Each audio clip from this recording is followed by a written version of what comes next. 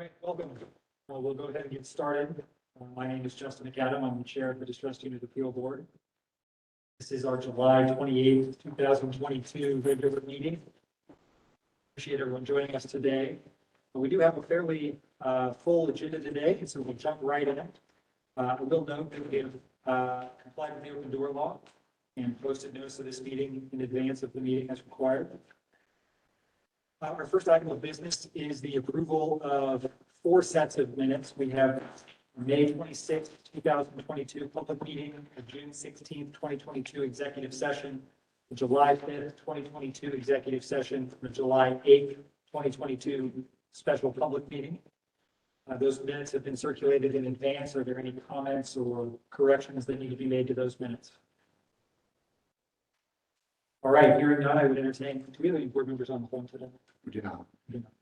I'd entertain a motion to approve. So moved. Second, motion seconded approved. All those in favor say aye. Aye. All those opposed, motion carries. The minutes are adopted. Up next, as is our custom, we have our public comment period. We do have 2 individuals who signed up. Have they logged in yet?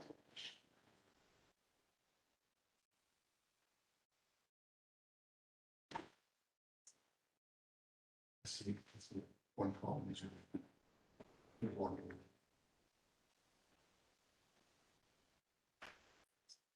So no. All right. Well, we will, because they signed up in advance, we will try to circle around to this at the end of the meeting if we have time, and come back to that if they have a chance to get logged in at that point. Up next then is our manager update for the Gary Community School Corporation. I believe we have Dr. McNulty joining us virtually. Welcome, Dr. McNulty. Hi, how are you? Great. Good. Hey, I would first and foremost tell everyone thank you for allowing me to be virtual today. I'm not sure if everyone's aware, but I tore my ACL this summer. And so I had, yeah, it's been a great summer. So I had surgery 6 days ago and was not able to ride in a car that long to get there and back with stitches and so forth. But I look forward to seeing you in person at the next meeting, and I appreciate your understanding. So with that, I'll jump into the manager's report. We've got a lot going on this summer. Summer is a very busy time at the school districts because we're busy getting the buildings ready, hiring staff for the fall, summer schools in full swing, etc. So several of the things that have been happening over the summer is currently our live registration is happening today and tomorrow at Westside High School. We've got 30 to 40 vendors that are there as we speak, doing haircuts for students, dental services, giving away uniforms, getting students signed up for their schools, etc. So it's a very nice event. Goes on all day today and all day tomorrow. So we want to thank all the vendors who are there actively participating, and I look forward to being there tomorrow. We're doing a big press release to talk about some of the new happenings that are underway when we start back in the fall. We've also partnered with the Baptist Ministers Church Group in Gary, and we're having a peace rally on August 6th to talk about just all the gun violence that's been happening all over the country, but also in Gary. And so we're having hundreds of students that will be coming, as well as the churches to talk and have music and festivities and talk about starting the school year in a safe way, not only for us, but also the charter school. So we're appreciative of that partnership. Our opening game is August 12th on our new football field turf, and we're super excited about that. So we'll be having a ribbon cutting ceremony and our first scrimmage game out on our new field. So we'll be sending you lots of pictures, but that's been a labor of love along the way, as you know. So that's a great thing. We want to say a big thank you to Dana Evans, who's coming to do a basketball camp with our school on August 11th. And we greatly appreciate her giving back to the school and the school district, and the students are very excited to be working with her on that one-day camp. So thank you again, Dana, for giving back to the school. We have 109 teachers who've signed up for professional development this summer, and I think that's an awesome thing that we should celebrate. Many of them have already gone through several week-long sessions this summer, and we have dozens more that are coming on Monday for another sessions, topics that included rigor, differentiated instruction, how to use the 90-minute block of instruction for reading more effectively in their classroom, data dives, etc. So we want to thank all the teachers who took advantage of the extra PD that we were offering. The principals also went through a rigorous PD this summer with us, talking about all those same topics and also reconfiguring of their building settings for safety reasons. We've had a group of volunteers that have been working with us this summer in our buildings on planting gardens and flower boxes at our schools, and I want to thank them and look forward to continued partnership with them. Next time you come to visit, we'll take you on a tour to show you all the wonderful things that they've been working on with the students. So thank you to that group of parents who've been volunteering in our schools.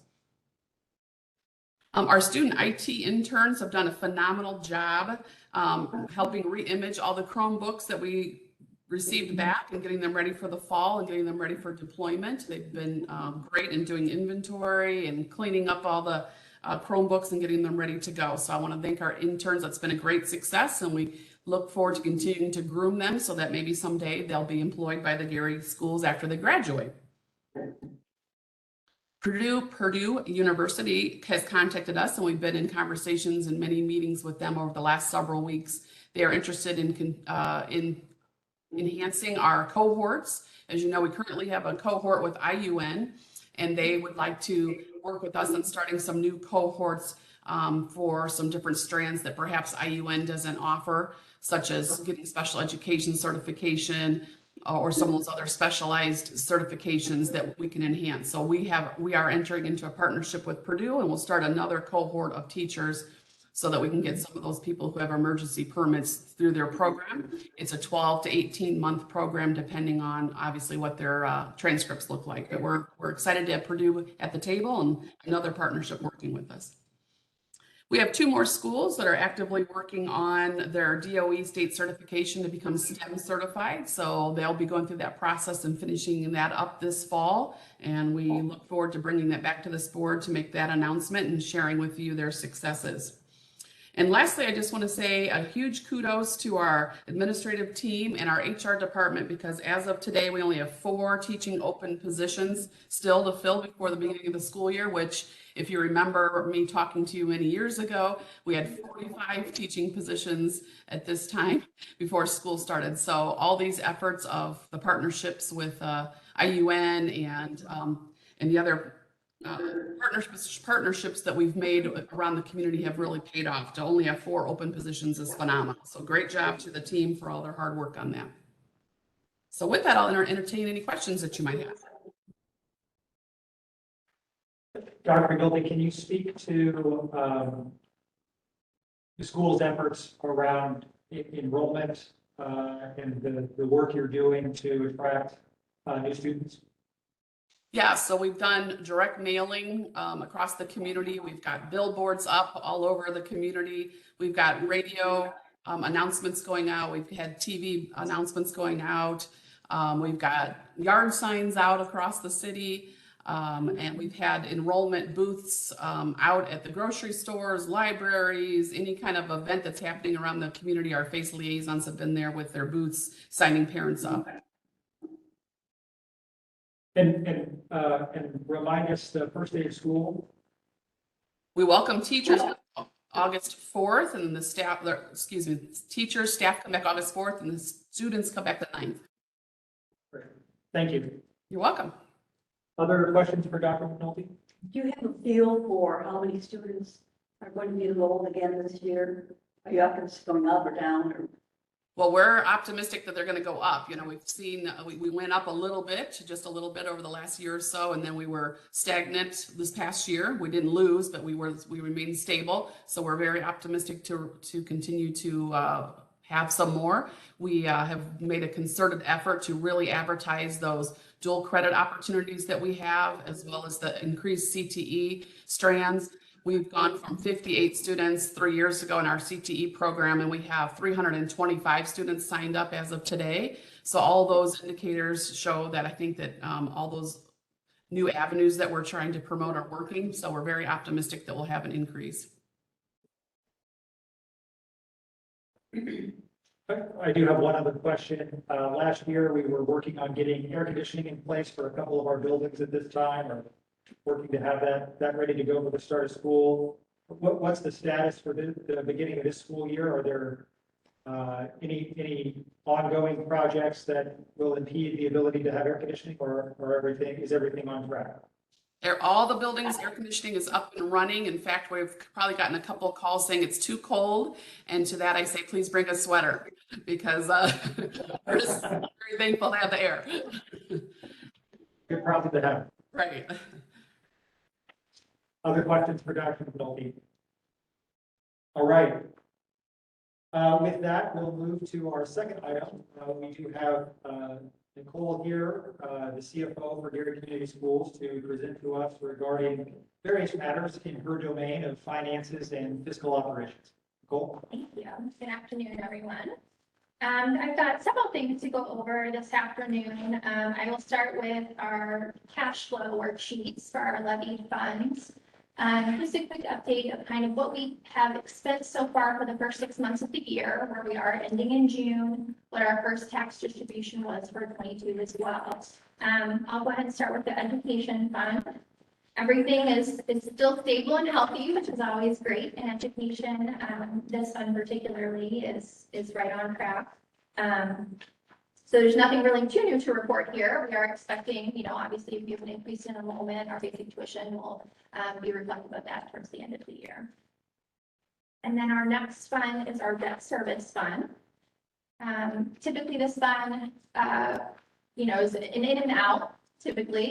So we have all the necessary funds to pay all of our debt. We've made our payments for July 1, and then accordingly we'll make the same in December. We received probably about 41% of our net levy in all of our property tax funds this year. June collections are a little bit less than our December collections, but right on track with what we've received in previous years. And then for our operations fund, this is probably the most movement projecting. So a couple of big things that I wanted to mention as well. Again, we're right on track with that 41% collected in June for this fund. Our net levy, just as a reminder, was about 5.6 million in operations. In July and December, we will have 3 payrolls, so our projections going forward, those months are a little bit higher. But as you'll notice in December, we actually have a unique opportunity this year, if everything stays according to track, that we would end our operational balance in this fund in actual positive, which is the first time that has happened in a long time. To get to that point, a couple of strategic moves that we can make. We will notice a larger transfer in from the referendum fund. In the beginning of this year for referendum, we had a little over a $3 million balance. We'll speak more to that in this next worksheet. So carrying forward, we have more funds available to transfer that would actually get us to an opportunity where we would be positive in this fund. I think that allows us going forward to make a rainy day fund and start talking about potentially making more savings opportunity for the district and that fund being self-sufficient. I think that's my biggest goal, is no longer having a deficit in this fund and continuing to have the additional appropriations that we need budget-wise, things of that manner. We also have an opportunity to transfer on the books our U.S. Steel money as well. So that's kind of something else that we have as an approach for how we can kind of get this fund back to a positive balance this year. So that's big strides, I think. I think it shows that we've been, stabilizing our spending and really living within our budget. But this fund, that's huge for us. So if we can stay on track with that, I think that's a really good opportunity. And then for our referendum fund next year, or this ended this year, again, you'll see in December, you've got that larger transfer out of referendum into operations to balance, but we still are leaving ourselves with, $1.3 million balance, which will carry us for the first 6 months of 2023 as well. And then, do you guys have any specific questions on the cash flows? And then we can kind of. Just real quickly, Mr. Chairman. Go ahead. Is that going to be a common practice, the transfer from a referendum fund, or is this just are you looking at this as just a one-time thing that gets you into the positive? Yes, so that's a great question. And a little bit on our 5-year forecast, you'll kind of notice the trend. We will still have to rely on the referendum as an operating fund just because of that $5 million of the levy. It just doesn't support our expenditures. But you'll notice each year going forward, we will use less and less. So this next year, it's a $10 million transfer. The following year, it's going to be more like 6. So it's a huge difference. So this is an opportunity really just to get us in the black in this fund. Correct me if I'm wrong, that's still consistent with the referendum, with the goals of the referendum. Absolutely. Okay, and then, the US Steel Fund, that's still intact, that's still at the. It's in the full amount, 3.95. Okay, I knew it was 3 million something, I couldn't, okay. That's all I have, Mr. Chairman. Okay, so then our next worksheet is the 5-year forecast. There are a lot of moving parts with this worksheet as well. The ADM is considering about a 3% increase. Obviously, we hope that that takes a big boom going forward in the upcoming years. For 2023, our budget growth quotient is 4.5%. So that is optimistic for us as well. That means we'll receive much more levy than we did this year going forward. This year was. Also, Does your basic grant growth assume 3% ADM growth? it does not. So I'm very conservative with that. So it's actually like a 1% increase just because, That's prudent. yes, I just wanted to keep it flatline so that way we know how to actually track our expenditures and monitor it within that budget range. Also included in this 5-year worksheet, I wanted to start forecasting what it looks like to have a rainy day fund for us.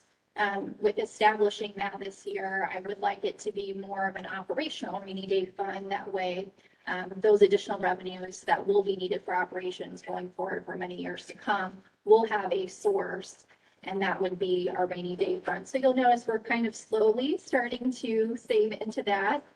With that being said, I think that's also why it's important to have the operational fund in a positive balance so that we can make those appropriate transfers to a rainy day fund from operations and not have to rely on anything else. Education fund's always been very healthy, so I don't want to, rock the boat on that per se. And there are other funds that are just very limited. So operations is really the key to getting it sold. Anyone have any questions on the projections? I have some questions around in the education and operations fund. You assume sort of flat expenditure growth. I understand that a little bit. I mean, typically in the past, we've kind of spent around the same amount. The majority of our education expenses are actually salary related. Other things like curricular materials, different types of programming, tutoring, things like that are usually supplemented through title or other funding. Referendum also is going to be key as well, and our textbook reimbursement. So we're actually utilizing other pots of money where education is more salary based. So that's usually going to be pretty flat line minus any, large raises or anything. What about the operations fund? Is that the same thing? So They are thinking about bus contract and thinking about some of these large contracts that have increases year over year due to inflation. Correct. Obviously, inflation is at a 40-year high. What's that look like for Gary schools? So that's going to be a challenge. This fund is something that is very stretched because of the reduced levy that we've received. So without additional revenue sources from either referendum or other funding, it is something that we're going to have to maintain as a district pretty flatlined in expenses.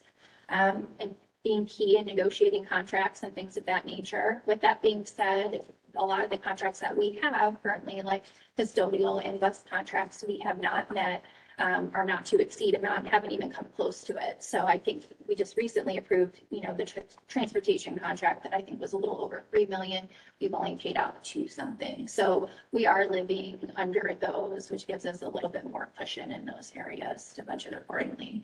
I am concerned just in general with coming up with more capital and deferred maintenance and things that will eventually have to be paid out of operations. It is something that we're always as a district going to have to really focus on making sure that we're living with our means and we plan accordingly and are proactive in those efforts. Do you maintain any kind of management reserve on a year-over-year basis for the district? Can you be more specific? Well, so do you hold back sort of a percentage of maybe the revenue you expect to have available in a given year to meet fluctuations that may be unexpected throughout the year? I mean, in general, I monitor our cash on hand, so I have a pretty comfortable amount of kind of what I know, what's going in, what's going out, and where we are in terms of contracts that we've approved and things of that nature. I think right now it's kind of hard to say because the operation fund has been relieved so much because of 1065. A lot of our other capital improvements and stuff are being paid from different sources. So I think going forward, that will be something that needs to be monitored, making sure that there is a little bit more. Thank you. Mr. Chairman, if I may. Mr. Could you speak real quickly, Nicole, to your assumptions on your circuit breaker credits? It looks like what are your assumptions on those? And then is the levy, is the estimated, the 90% collection, is that consistent with actual? So the referendum, we haven't had any historical knowledge on just because it was recently passed last year as our first collection. So I'll kind of use that as my baseline going forward. The circuit breakers typically right now have been pretty standard. We haven't seen any larger increases than we already did years ago in Lake County. So I'm not anticipating anything. We have actually received more in operations in the last 2 years than we had probably 5 years prior to that. So I'm seeing a noticeable trend that we are receiving more of a net levy in operations, which is good. But I'm hoping that something is going to change for Lake County in our general area with circuit breakers because it's really capping out a lot of districts and municipal units. So I heard you say that the 90% collections is a conservative number. You didn't say that, but I'm assuming that that's what you're basing that on. Okay. Yes, and then historically, our general collection is about 25%. Okay. Thank you. Other questions? All right. Thank you. Will you, is this all you have for us? Well, I did kind of prepare some one-off worksheets, and this was more in reference to Dr. Smith had some questions specifically on the referendum, but what our expenditures were, and kind of our vendor usage and things like that. So I did create these. I'll be more than glad to touch base with him as well, but I don't know if you had any specific questions on, what we've spent or what we're planning to spend for the referendum this year. And then going forward, this just does show in the projection throughout 2020 that we will be utilizing less and less of the transfer into operations. So those referendum, other ballot area questions, those expenditures will continue to increase in time. A lot of the things for 2022 we haven't paid out yet. They're kind of still in the works, like the forms, they've already been approved, but once we actually receive them, they get invoiced. So we don't have any actual expenditures that have come out, but we will by December 2022. So this was just a more detailed snapshot. So if I'm looking at this and I understand it correctly, sort of over the life of the referendum, maybe a little more than half we expect to use to help sustain our budget, our operational needs going forward. And looks like maybe about 20% of it spent on teachers and instructional support staff. Is that fair? And then the rest is sort of split between school safety, preschool, and athletics and extracurricular. Correct. I'm sorry. Go ahead. Thank you. Are you able, Nicole, to move, let's just say that we need more funding for teachers and instruction. Are you able to move any of that money from, let's say, athletics or preschool or safety? Okay, so you have the flexibility to. Yes. Okay, thank you. And then this last sheet, with all the pie charts on it, this was just kind of a top level analysis of where we are with our vendors. I know we can kind of get into some more detail if you like on the actual quantity of what we're spending money-wise on vendors inside Indiana, Lake County, and Gary specifically. I only isolated 1065 because that fund in particular really allows us to have a local preference, where a lot of state and federal funding, we're not allowed to have a preference. So in 1065, we've used about 20% of our vendors are Gary vendors. And then about a little over $1 million has been spent with those Gary vendors out of 1065. With that being said, that's what's actually been paid out. So we do have contracts that you guys have approved that have more money in terms of roofing, a lot of our larger contracts with Gary vendors. So those numbers will greatly increase in the future. This was just a current snapshot. Is this just 1065?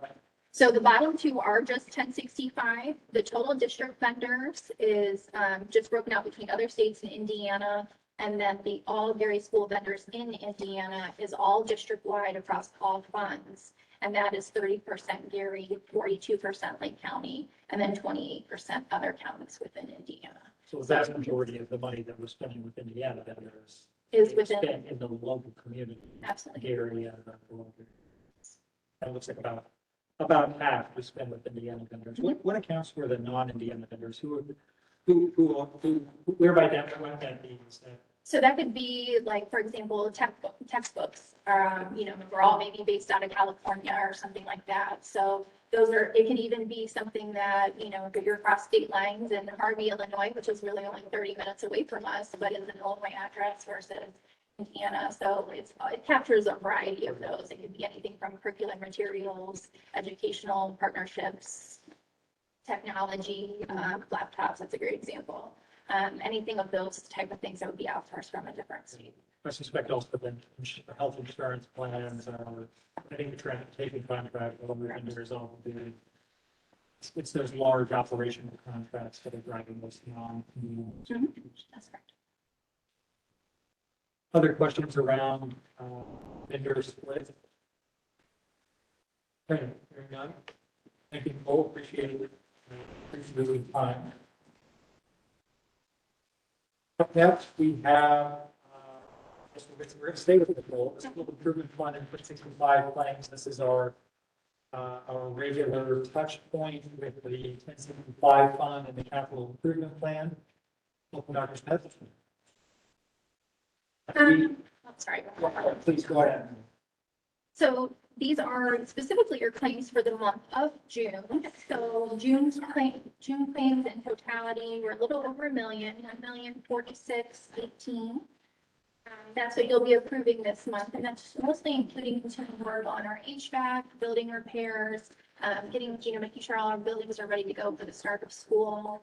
Mr. Miller did point out, which we'll correct going forward, that completion total, as we complete more of the projects now, you'll see some of those are over 100%. That's just taking the actual expenditure item and what we've spent versus budget. So we'll kind of sophisticate the sheet a little bit more now that we've actually, did a lot more of those projects. So they are complete. We'll do an over budget analysis of what we've spent and where we have. I'm hoping to probably have a revised 1065 by year end. Internally, we're going through any remaining needs of any sort of ESSER adjustments or 1065 that are not included in the budget that may have come up as an emergency or just sort of general reallocation of funds. So I think we'll present that probably later in the year, beginning of next. Yeah, I do think it would be helpful to see sort of a variance to understand how close are we to being able to accomplish what projects we have left budgeted for, and then also be able to see which projects are complete and which projects are not. So We should do that. bifurcating those two things. Are there other questions regarding the 1065 claims?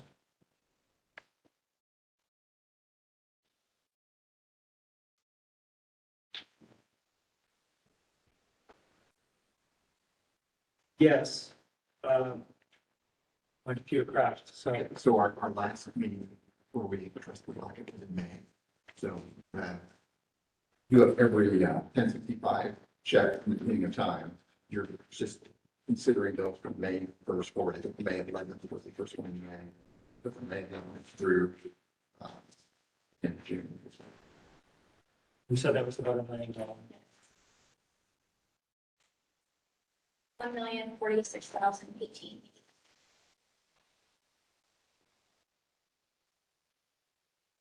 $1,046,018.83.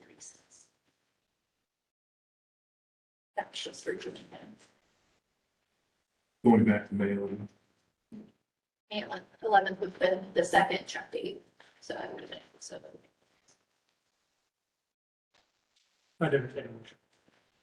Mr. Chairman, I would move that we would approve the school improvement fund 1065 claims for May 11th through June 30th in the amount of $1,046,018.83.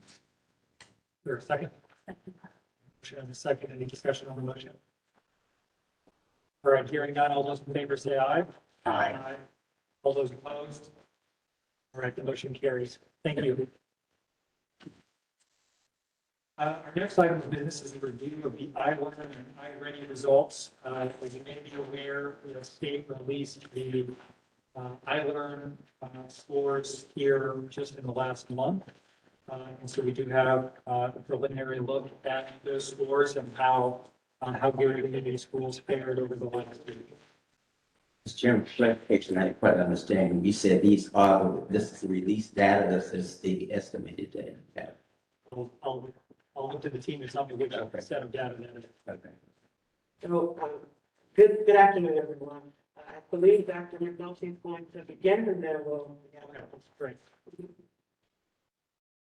Okay, good afternoon, everybody, again. Yeah, this is the release data that just came out from the State Department, Dr. Smith.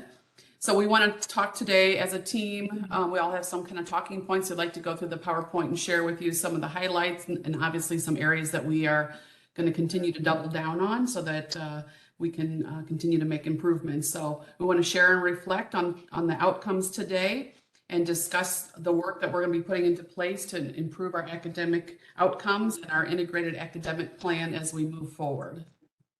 I want to move to the next slide, please. So we've been really looking and analyzing the results as a team, and we will continue to do so. This is going to be a fluid document as we move forward so that we can continue to look at root causes and address academic plans classroom by classroom as we move through this school year and talk about our next steps. Next slide, please. Next slide, please. So I would like to start with next. Can you go to the next slide, please? Sure. There you go. So I would like to start with talking about our high school graduation rate. We're pleased to talk about that our graduation rate at this point today is at 79%, which is an increase of 14 points, which is, we think, great. I want to make a caveat by saying these are the preliminary results. They certainly still have to be certified by the DOE, but that's what we have at this point with our ending of the summer school cohort. And we believe there's many things that went into this to get us to this point of the accurate graduation data, such as more access equals more opportunity, a friend of mine told me. And so what that means, we were able to add, as you know, the 5th year cohort, 2 summer cohorts that have been offered 2 summers in a row, increase the study tables and tutoring. By adding more CTE pathways, that certainly helped students have more options for graduation.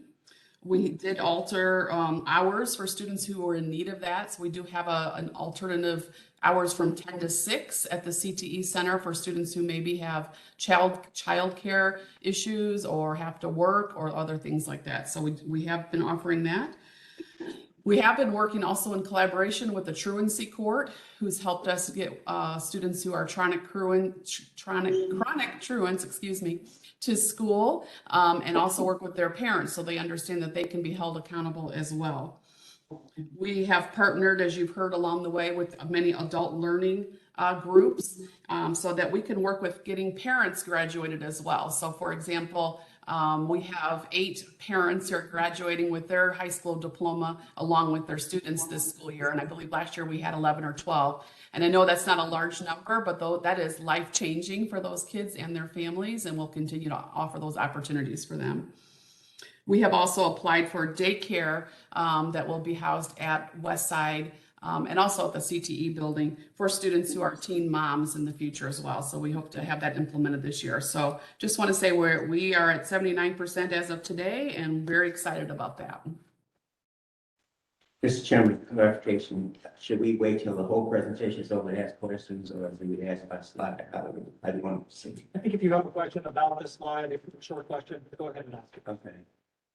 You said that this data has not been certified. what were the different strategies that you used to get this increase, this projected increase of 14%? So again, as I was just stating, we initiated the 5th-year cohort.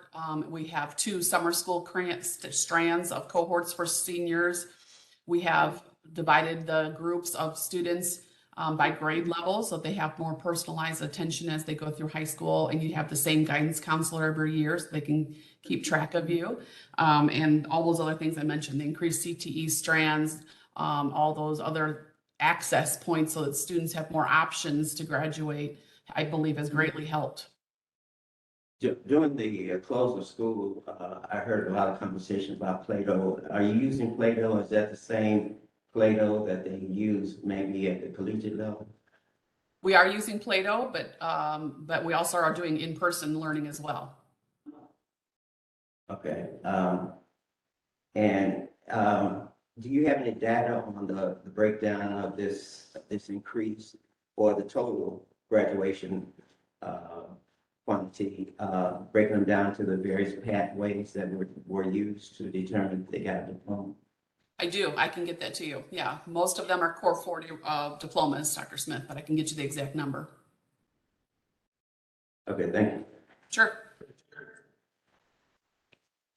Please continue. Okay.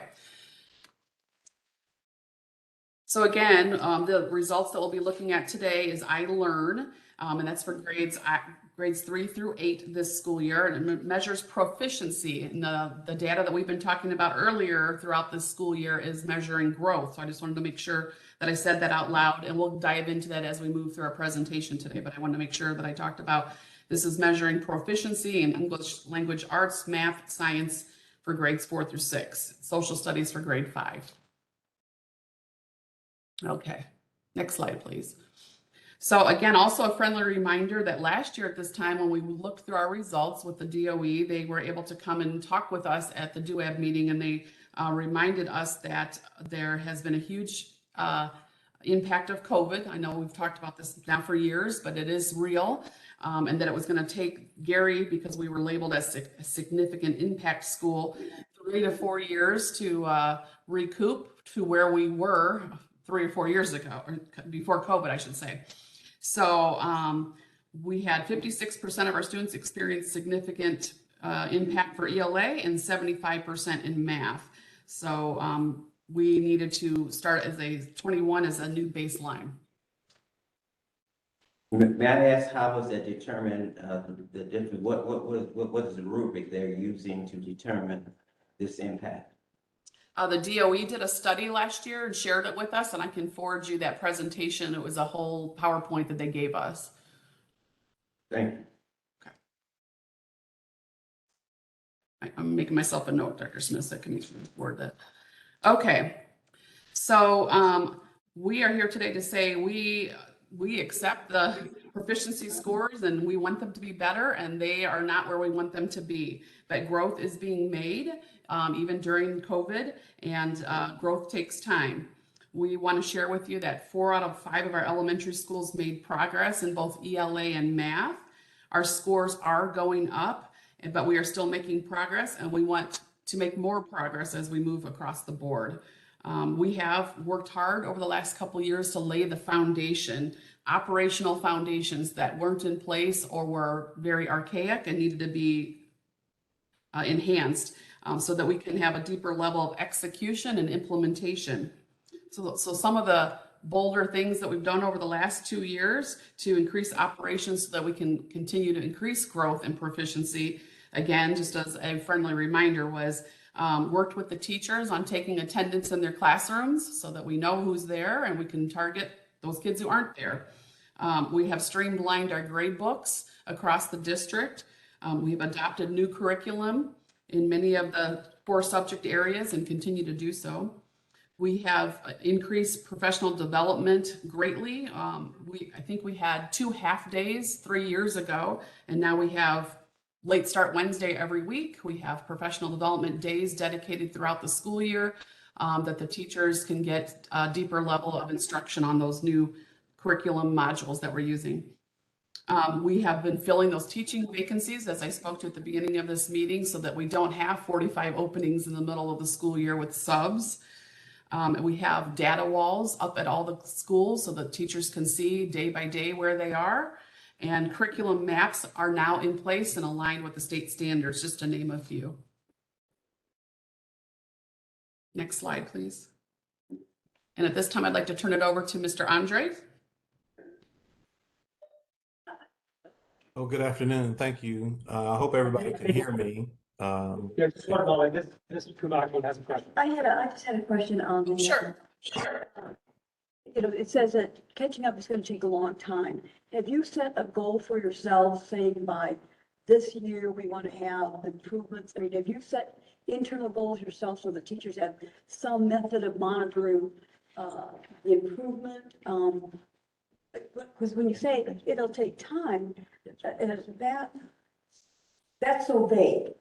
Do you have an internal schedule for yourself, for teachers, for these kids to catch up? Yeah, so we have goals on how many students need to move, and they know in their classroom if they have, I'm making this up, 25 kids, they have specifically how many kids are on the bubble, we call it, and we're going to talk about that as we move through the presentation here. So they'll know exactly how many of those kids should be moving month by month, quarter by quarter.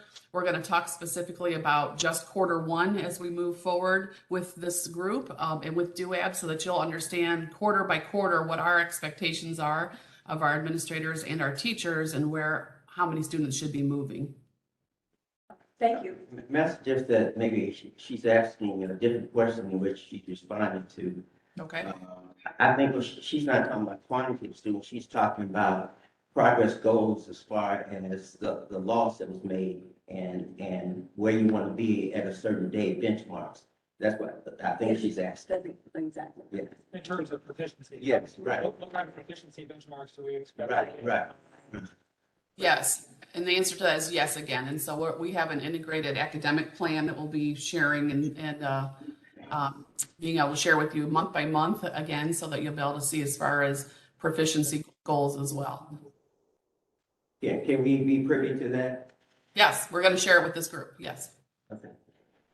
Thank you. You're welcome.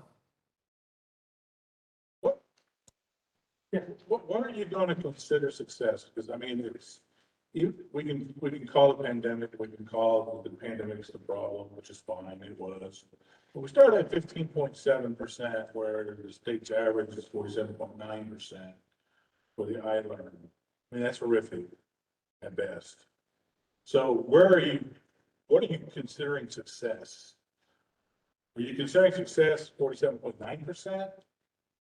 Where you're at the state average, which kind of low to begin with? Over the course of the time that I learned has been in place, and even ISTEP, has Gary or districts like Gary been on par with the state average? That's not what I'm asking. What are you calling success? Okay, Gary may not be there, but that's an excuse. But how do we move Gary there? I mean, because something's wrong. We're not getting to the kids, apparently. We're not getting from what we're expecting them to learn to them learning it. We weren't before the pandemic. We can go back through all of the scores. Doesn't matter whether it's I-Learn, I-Step, whatever. But we're not now. So what are we calling success? We calling success 10%, which is still failure? Or what? If we could show you our growth as we move forward here, I think we can answer some of that. That's what we would say is success, when our students are growing. I don't know that. I mean, if you're at 5 years from now, and you're at 25%, and the state's still at 47.9%, are we succeeding? I think we're failing. So we ought to have a knowledge about where success is. When are we gonna at least get to 80% out of the state's average? If I could, Mr. Joyce, if I could turn it over to Andre, because I do think we can answer some of those questions. Before he does, I think what Mr. Joyce is asking, I think Kim is right in what she's saying as well. I think we ought to have two continuums. I think we need to have one where we were as Gary, and if we had that significant loss, what are our goals, what are our steps, what are our benchmarks to get there. And then we need to have another continuum that deals with where we were with the state and how we're going to make progress. It's almost like in the story of Alice in Wonderland, she got to a point where she had run twice as fast to stay at the same place. So when you're behind, you got to deal with being behind plus making, in order to get up to proficiency, you got to make some growth towards that as well. So that is what those two continuums are to show and get where the state is. I don't know if I'm making any sense. We agree 100%. Representative Smith, it's the gap closing and the overall. Right. We need to measure our songs against. And there are some measurements in there that'll tell you when that is happening.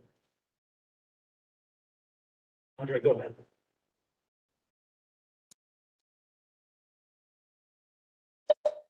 Can you all hear me? Yes.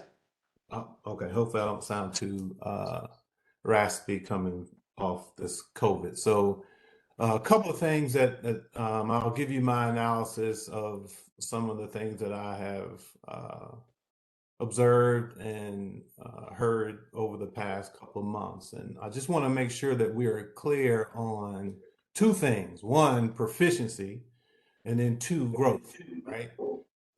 In my mind, I've heard a lot of interchanging of those two terms, and I don't think people are doing it intentionally, but there is a difference in the measure, right? When we're talking specifically about proficiency, it is the mastery of that grade level content, right?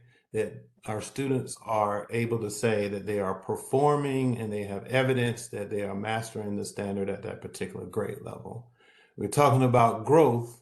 We're talking about movement through a continuum over time. Maybe they're going from one level to two levels behind, or three levels behind, to two levels behind, from two levels behind to one level behind. That does not mean that they've actually met proficiency. They're moving through this particular continuum, because I've asked some specific questions around what is it that you want to see happen.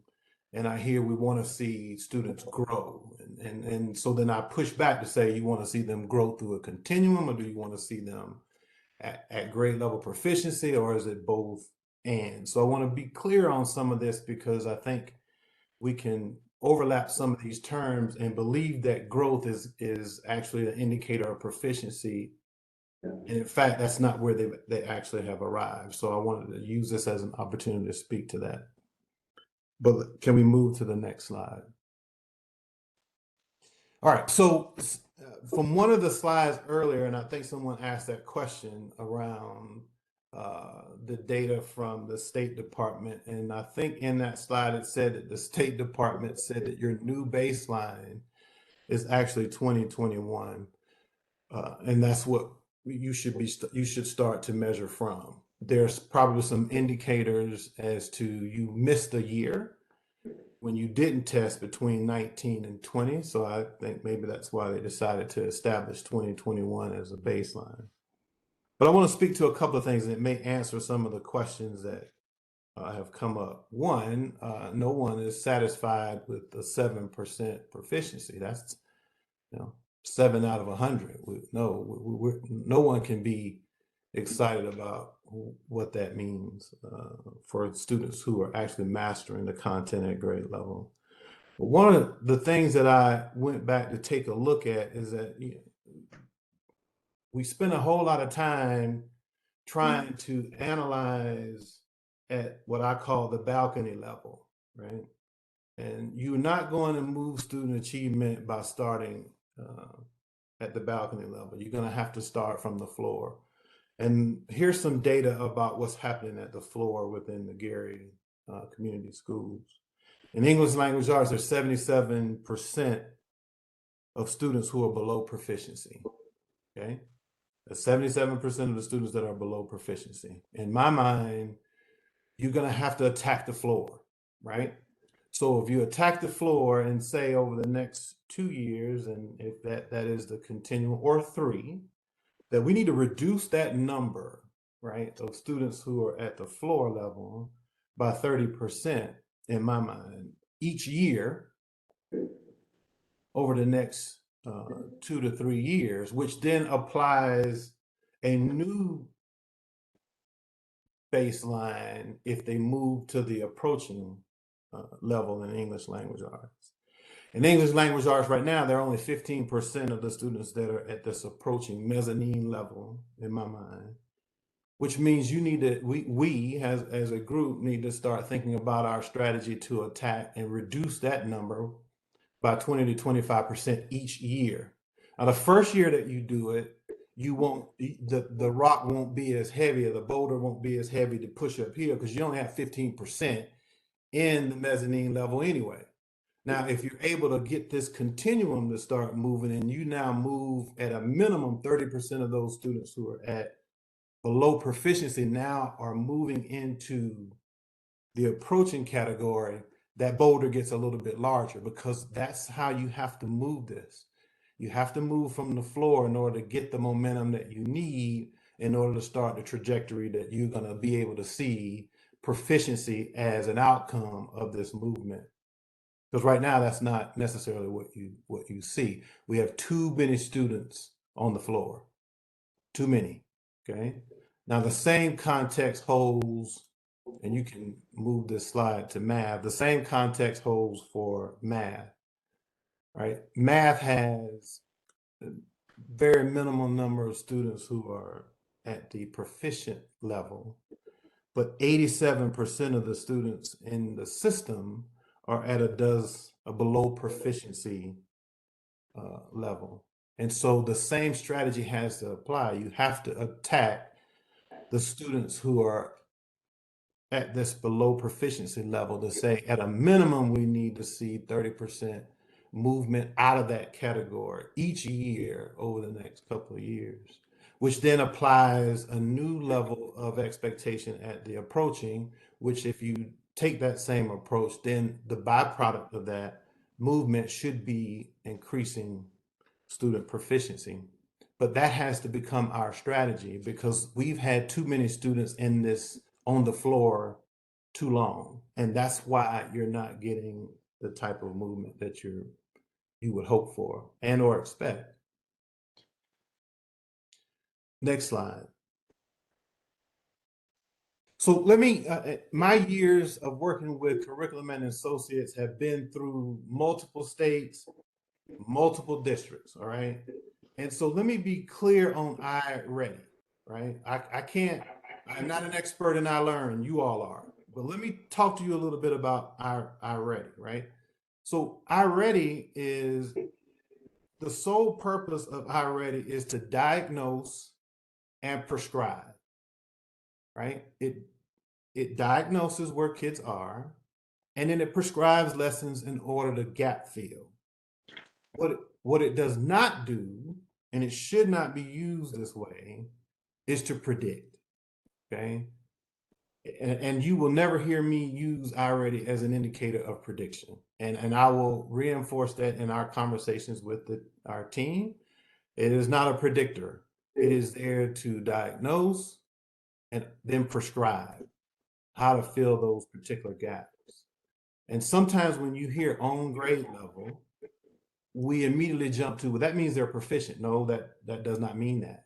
They're working at grade level, right? They're working at grade level, all right? And even if they go from early on to mid, that does not correlate to students actually being at proficiency. And so I would caution us to allow this tool to diagnose and prescribe, so parents understand exactly what it is that the students are working on and what their gaps are. Interventionists know that these are going to be the lessons that are going to be used in order to fill those gaps and work alongside the teachers in order, and the parents, to understand, here's what we need your help and support with, even outside of school. And so to me, right, I would just caution us to allow our iReady to serve as a place of intervention for us, and not as a predictor of where students are going to land on your iLearn test. May I ask a question, please? Sure, go right ahead. Yeah, I agree with you 100%.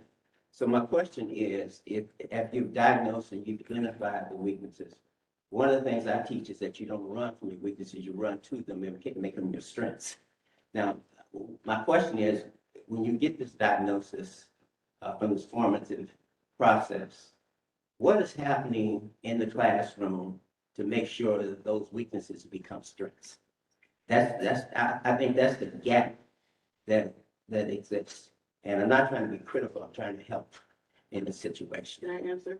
I don't disagree, and this is why we do a lot of focus on professional development, because running away from what were weaknesses or running forward and understanding how to deal with the data and then create lessons that go along with what the data says was not a strength when we walked into this. Oh, yeah. But it is becoming a strength, but it is a process because you have teachers who have not taught in that way. Just being really honest, they hadn't taught with, here's the data, this is what it tells me, and I need to create a lesson that attaches that learning that needs to happen to what is going on with the individual students. So a big focus on small group instruction, differentiated instruction is occurring, but it's a process because you have to teach teachers in order to do it in that way. Right. The learning happens. So you're absolutely right that is occurring, but at the level that we will want to see the result, we're still getting, we're building that foundation. Yeah, I agree with you. You improve instruction in order to increase student learning. Absolutely. Be an interventionist. Yeah, and so, right, and so then that's why we put in our intervention specialists. We have those as well, but we also have those coaches. So this year, we also have additional coaches that we partner with the DOE, Yeah. the literacy coaches, so that we have a couple in each group. With so many deficiencies that you're dealing with, and when you talk about the math being down at 3%, that's ludicrous. Have you considered identifying students, and with computers you can do that? Students that become a pod where a teacher can pull them out of multiple classes to work on that, to become more strategic in meeting the needs and be more prescriptive in meeting the needs of students. Have you thought about doing that? Because I think that you got to think out of the box when you're this far behind. Because I said, Gary doesn't need to run double time, he needs to run triple time, quadruple time, deca time, 10 times faster to get where we need to go. And I would say yes, and that's what the creation or the having those additional people, because again, people have to know what to do then when I have those students in front of me. Like, I can't just teach to the middle. I have to get to where those children need the support and know what to do when I have them in front of me. And so, yes, we are doing that, pulling them out, having small groups. We have dedicated time. We're training everybody in the house to do that, and then giving the support around the people too. What are the primary impediments? Get from where you are to where you want to be in terms of that saturation with your teaching workforce and your whole apparatus to approach that?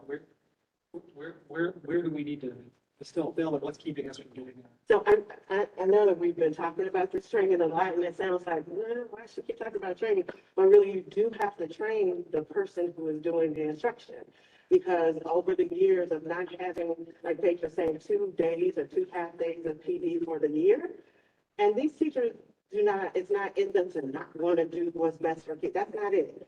I have not been trained properly. I did not realize that my instructional delivery, if I'm delivering instruction in a setting that you might find in a high school or a college setting to a kindergartner, is not going to get what we need today. So our learners today are not the same as learners yesterday who may have had 2 family parents that were helping them when they came to school prepared. It's not what we have, and so you have to do things a little differently. And managing that change process is what we're working on, and supporting people through the process, just learning different ways to instruct so that our kids can learn at the rate that we do. And how do we accelerate that? So, I mean, obviously, someone has so much capacity to learn generally.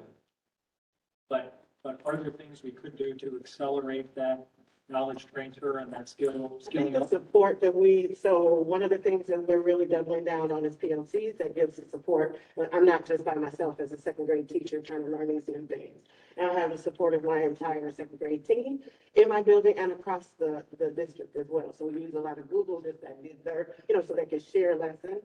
We're training our principals so they know what to look for and to support our teachers. So not so much I got you, but let's help when there are issues in how to properly instruct the classroom. Or K to A lot of times we think that if we just do training, that it is a fix to secure all. It's not. The key to after training is monitoring. What have you increased the monitoring, because teachers are not going to tell you what they don't understand. They're not going to tell you what they don't understand. We partner with the company and we have a new walkthrough to go along with the new evaluation system that we have. We don't want to make those the same. So evaluation is one thing, but monitoring and walkthrough are a little bit different because they're meant to support the adult learner as they move forward. So that's some of the things that we've done to do the monitoring, because even the principal or whomever is doing the monitoring or the coach, they have to know what to look for. And so that's what we're working on with them. So that occurs. I have a question. Can I? Can I- When you, Yeah, maybe Andre will help me. Go ahead. Yeah, let me raise a very key point that I think we just haven't covered, right? So when I think about Gary and I think about this, the proficiency data, right? So those are students to me, okay? Those are specific number of students in your system that have figured it out, okay? The first job of ours is to find those students and ask them specifically, what did you do? How did you learn this? Who supported you? Tell me your strategy that helped you get to this point, right? We got to ask them first. They will tell us, and find out how can you replicate that particular experience or experiences in order to find out how can we infuse this through the system. Because there's some specific students in Gary at the elementary level that have figured it out. I can't tell you who they are as I sit here right now, but we have that data, okay? We have that data to find out who they are and find out what has been their experience that has allowed them to do what 77% of the students in Gary have not been able to do in English language arts, and 87% of the students in Gary in math. We need to ask that question, do that analysis, and then take the mirror and then turn it inward, right? Now, the bigger issue in this, all right, you can PD and you can PD all day long. We can all do that, okay? However, the key in all of this is we need to be learning and using the results of our assessments in order to determine what we are going to develop, okay? So once we finish with our interim assessments, and remember, the interim assessment is all about what we just taught. It is not talking about what we're going to teach in November and December and no. It is what we just finished teaching, okay? That's the outward facing mirror, is when you deliver that assessment. That's outward facing. That's teacher to student. This is what I taught, and this is what I'm going to assess you on. The results of that interim assessment, take that mirror and turn it back towards the teacher. That's a hard pill for people to swallow, but it's the truth.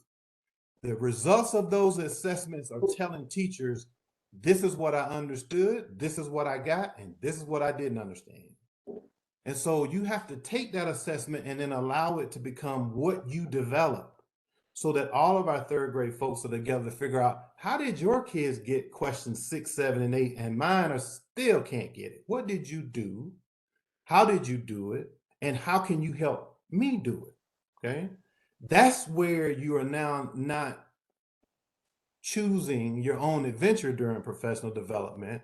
You are allowing the data that you have to then articulate why you are doing what it is that you are doing. And that same information needs to be held in hand by all of you all so that you know exactly what's happening, because the assessment should never be a secret. Yeah. Right? And part of what we've discussed is making sure that the teachers have the assessment in hand. So those are some of the things I want to raise back to you all as you think about, how do we make sure that the structure can be accelerated, because now it's all predicated upon what students are telling us, not what somebody else is telling us to do. It is what the student data is saying. You need to focus on standard this, standard that in order to give time to accelerate it. So I'll pause right there. It goes back to the hiring of the teachers. Maybe Dr. McNulty, you can answer this. You said that you're fully staffed. You know that the kids are not doing well in math. Are you focusing on hiring teachers that have graduated with a math degree, teachers that are capable of teaching math? And, you know, that's what they went to school for. Hiring targeted teachers where there's a weakness, but whether it's in math or in reading. Was that in consideration when you hired new teachers? Absolutely. So again, I don't know if you remember the stories I've shared along the years about, I think, I'm losing track of the years now, maybe 3 years ago in October, we did not have one math teacher, certified math teacher in the district K through 12.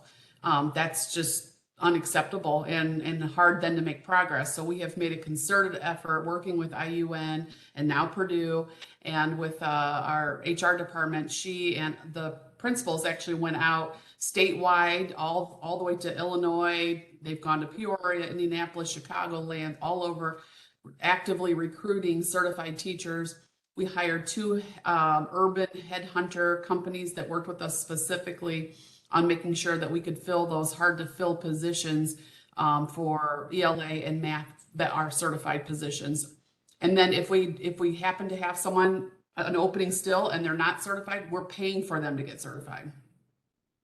Dr. McNulty, isn't it true that at the elementary level, and I learned as an elementary exam, that teachers are not certified in math or language arts? They're pretty much generalists.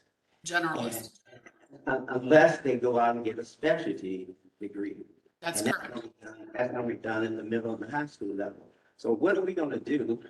Because any elementary teacher you find, because everybody is following the same standards nationally to be certified at the collegiate level.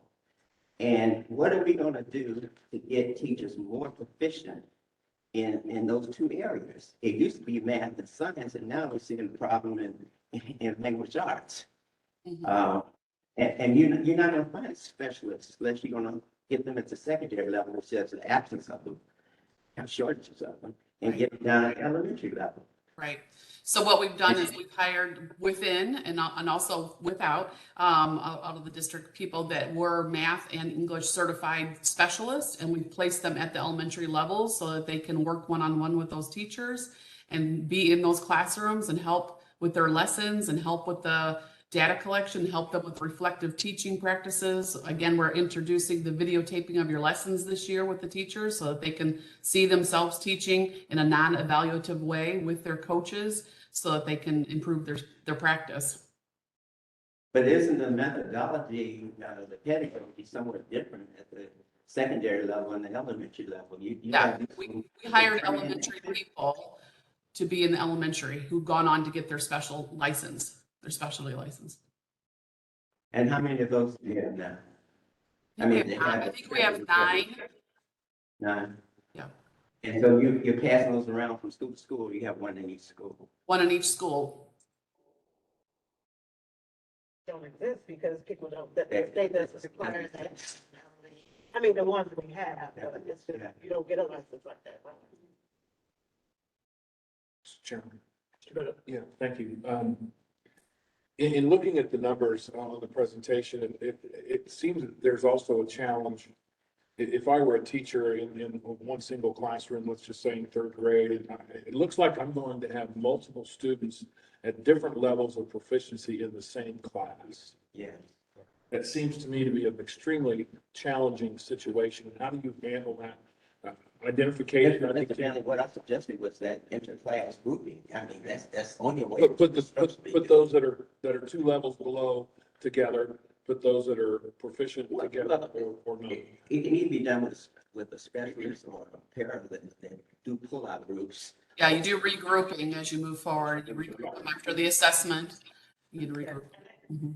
As absolutely, but, just because I may be lower in math, I may be higher in Right, reading. right. And so we also want to create an environment where students learn from each other, because if I have a whole classroom of children who are, a lot of times you don't see as much movement as if you create an environment that is inclusive and that differentiate instruction within, with the support of parents on both those. Well, that speaks to Coach Wright's, method about, let's ask the students how they're.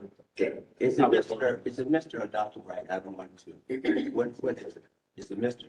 Mr. Wright, okay. Yeah, I looked at his email I address. think, what I found out in my many years in the Gary Community School Corporation, that students can teach students better sometimes than the teacher can. And I think when he identifies those people from the data, you need to set up that process as well. I mean, it's got to be a multifaceted approach, because like I said, when you're behind, you can't just use one strategy. You got to use multiple strategies to get where you want to go.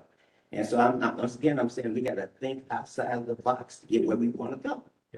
And you're saying identify the leaders in that class and make them. Yeah, many times when I had difficulty, and I taught math and science at the elementary level, I used peer tutoring. I used peer tutoring because they could explain, they know how little kids think, and they use the language. Okay. And plus, we've gotten away from when kids gave me mistakes. I didn't just grade them wrong. They had to come up and tell me how you got this answer. That's what the state test require you to defend your answer. That's how our thinking skills. You got to find out where they are deficient. If you don't get to the root of the problem, you're not going to solve the problem. Are you dealing with symptoms?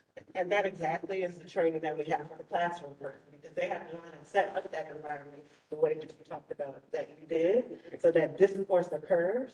Because if the children are not allowed to discourse about education or what they're learning, they're not going to know what somebody next to me is. That's not going to occur.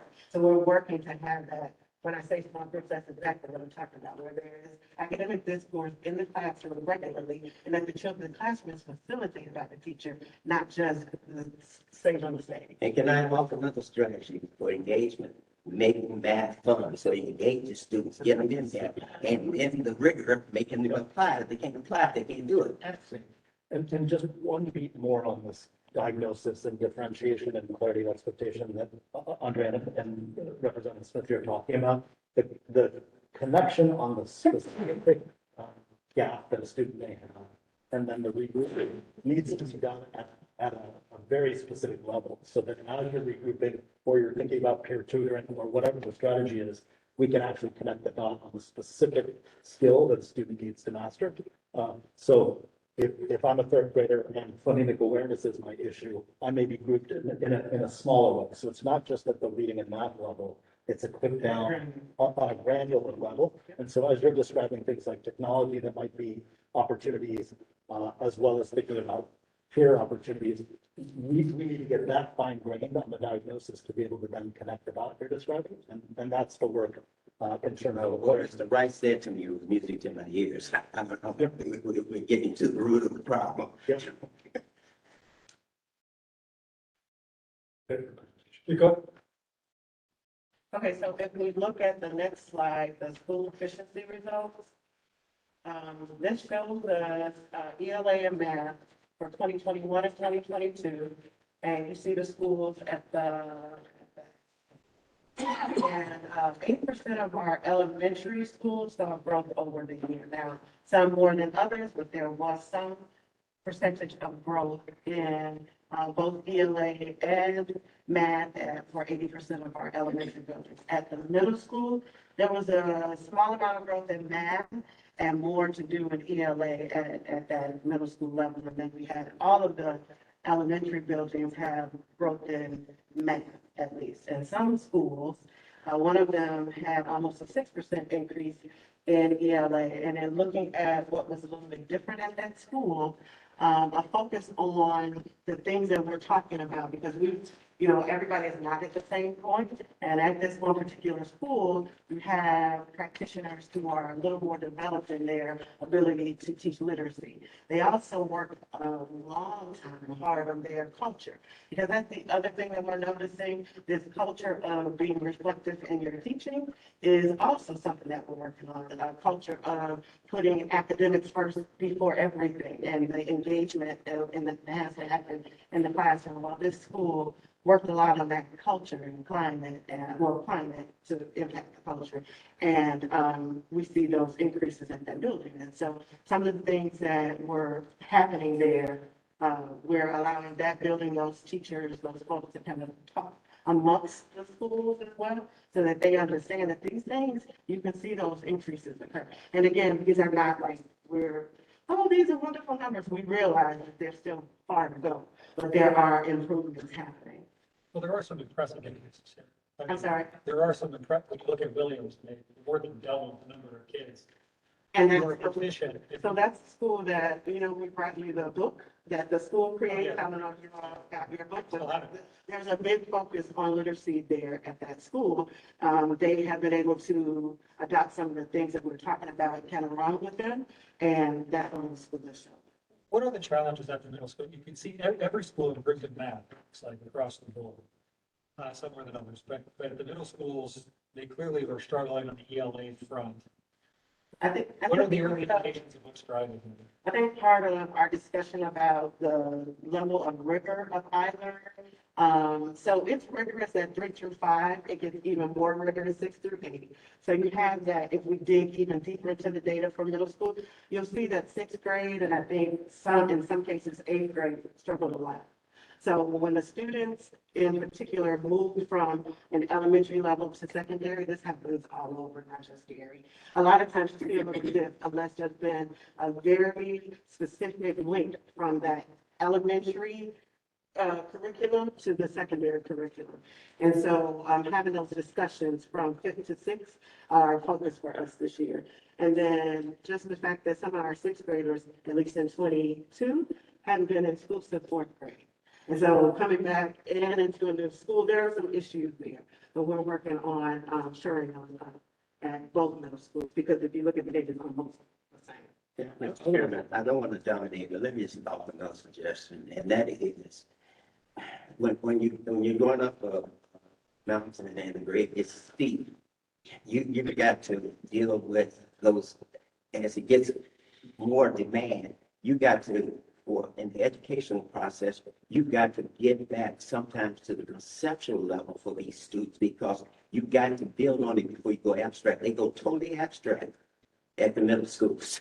You got to go back, and that's why I had to ask students their thinking process, because I had to go back. I taught 6th grade and 5th grade sometimes, but mostly 6th grade. I had to go back sometimes to 1st and 2nd grade to bridge this gap. Because if you keep adding more weight on it, it's like taking out the 3rd, 4th, and 5th grade floors, and you try to put the 6th, 7th, and 8th grade on, it's going to crumble. It's going to crumble. And you got to go back. And I think the problem is, and it was something I had to do in my business, is teachers don't know how to read prescriptive teaching. You got to train them. The university does a poor job of doing it. Our methodology program is not concerned. I don't teach methods, so I can talk about it. So I'm just saying we do a method. And I keep saying this at my university. They keep bringing in adjuncts to teach the methods classes. And you ought to have the experts in there, in that joint. That pedagogy is more important than content. You can go back and get the content because it's written down. The methodology is something that's a skill that you got to be able to transfer knowledge and to transfer skills and so forth, and to empower students. And methods are very important. Now, since we have not done a good job at the collegiate level of preparing what we should have, then you got to do it through in-house training and PD. But it's got to be monitored, and it's got to be fully understood, because there's an intended curriculum and then there's a taught curriculum. There's a whole lot of gaps in between there. Okay. And part of it is perception, perceived curriculum. If the teachers don't perceive it right, if they don't even understand what that standard is asking for, and once again, they're not going to tell you they don't understand. the proof is gonna come out in those formative tests, and then you got to go back and address them. And they still not gonna tell you from the training that, okay, I'm just sitting up here, I didn't get anything out of this. You got to monitor so you can go back when they're on the job teaching, where it becomes practical, that you apply right there. I mean, we got a big, and I say we, because it's the whole community. And that's why you got to, that's why I'm so on Dr. McDonald down that she appreciates it. But if you don't engage the whole community, you're not gonna get the change that you want. You're not gonna get it. And this point around stronger foundations is, I think you'll see it runs through the plan, this idea of stronger foundations. We all know that kids learn to read ideally by third grade. You're learning to read and then you read to learn from there. And so that strong foundation becomes a centerpiece of all of the work. And I would say though, yes, but with our students who come to us already kindergarten, 2 to 3 years behind, often you have to infuse comprehension with learning to read, because that's, if you really think about it, when you read it to your kid on the lap, you talk about the reading, but also what's happening. There's a comprehension included. So you can't just not understand what you read at those earlier levels. And that's some new thinking for kindergarten through second grade teachers even, and that was my area of I Yes. I just got a comment. You were talking about one of the schools has really accelerated. They're doing really well.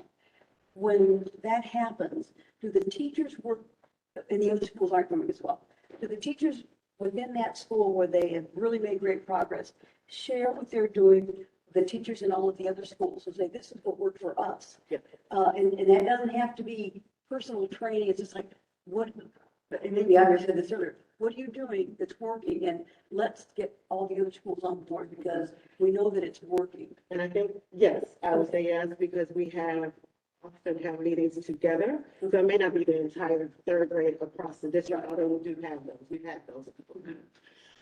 But the principals all meet together, and this specific discussion around some of those literacy things that are occurring at that school was had with all. And the other folks are kind of into, okay, well, tell me what, and let me try to take this back. And the instructional coaches meeting together as well helps, because they are in the building and know what strategies are working with. So if we go to the next slide, I think the next part is just a reflection, and then root causes, the next step. And so the slide 14 shows some of the root causes that we have found. A culture of high expectations. So we're building this high expectations around school cultures and supportive learning. Attendance, we're codifying expectations, instructional foundation. We have a district improvement plan and also a district instructional focus for the upcoming school year and working to close the gap. I'll say that the culture of high expectations is, well, I would say that all of them are lifts that we started when I came in 20, and then that we are, and some of them occurred even before, but they're being kind of doubled down on. These are things that are our main focus areas. And so next slide just goes into each one. So the culture of high expectations, some of the things that we have done to date, strengthen the use of PBIS, so all the school administrators were trained. PBIS is positive behavior interventions with supports. School leaders established the PBIS systems, and we began vision setting work with the stakeholders around that. And the upcoming actions are, we are initiating the Gary Way.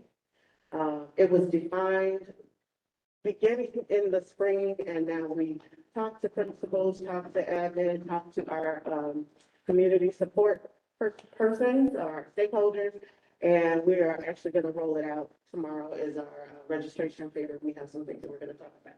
And I don't know if you want to click that little link, we can look at the Gary Way itself. Can we, before you leave there, you talk about vision, again, vision 7. Normally, those kinds of things are done in the spring, and you communicate it over the summer, and you take it and start running in the fall.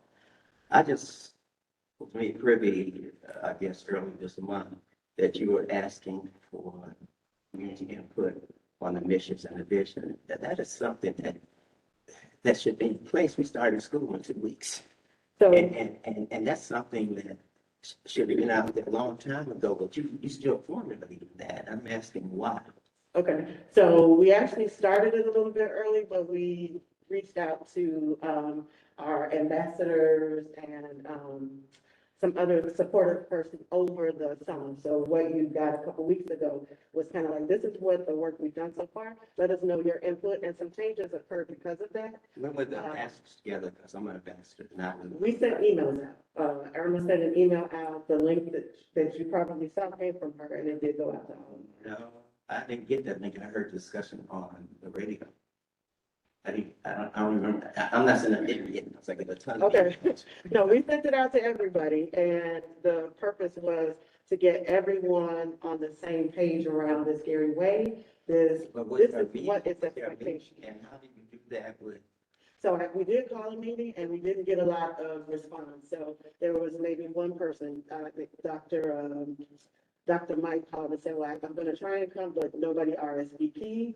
So I sent it out virtually, and I did get respondents back. But people were not able to meet in person, but we sent the information out, and they did answer the survey, and we utilized that data. I don't And, have access to the SharePoint site, so I can't. I'm sorry? I don't have access to the Gary Way SharePoint site, so I can't. Show up. Well, what the Gary Way details is how administration, principals, teachers, students, support staff, and community will understand the role of everyone. So around making certain that we understand that children are individual, understanding that we will do everything that we can to support student learning, and that everyone has a part in that process. But I'll send it to you. I'll send it to you. I'm sorry, I don't have access. We are providing additional professional development around PBIS because, again, that school that we talked about that saw the improvements, one of the things that they focused on was the climate in their building, the type of interactions that children will have with adults on a regular basis. Because as we know, our children learn from folks best when they trust them and understand that they are supported. It just is a reality. And then we are evaluating behavioral data once a week to make certain that we are monitoring our progress toward the goals that the schools are going to set around PBIS. On the next slide, student attendance. So we hired an attendance director in 21, I believe. He may have came in 21. We've strengthened our relationship with the Gary Truancy Court and began to update and communicate our attendance policies. We also, this year, are clarifying those expectations even more so. You will start to see monthly meetings with parents around what those state statutes for attendance are and support our families in getting their children to school regularly. We are coordinating school-based and district attendance teams. So along with our NTSS, we're including someone specific to focus on attendance, so that at the school level, we do some things to support our families getting to school, even so much as just incentivizing for students who come. If they have 90%, they get a little sticker or whatever it is that each school will do, because we need to really work on the attendance. Attendance is improved when you focus on it, but also when you have engaging classrooms. And that's one of our other areas that we are working on, engagement, so that we get the students there. Slide 17, our instructional foundation. So some of the things that we've done, of course, is rolled out our new math will be rolled out in the fall, actually, but we have already rolled out reading. Special education, we have some improvements there, and rolled out new electives curriculum. We added 2 instructional coaches to each school. We launched PLCs, that was probably early fall of last year, maybe toward the end of 20. And trained instructional coaches and teachers around guided reading, small group instruction, differentiated instruction, and adopted the RISE rubric tool. This is last year. So that teachers know exactly what is expected and are supported around those. We've deepened the professional development with our professional learning communities, and we are working to implement the 90-minute reading block. Now that our coaches are trained, our administrators are trained, our teachers have had training, and we're including additional training monthly for each school in our district around the 90-minute.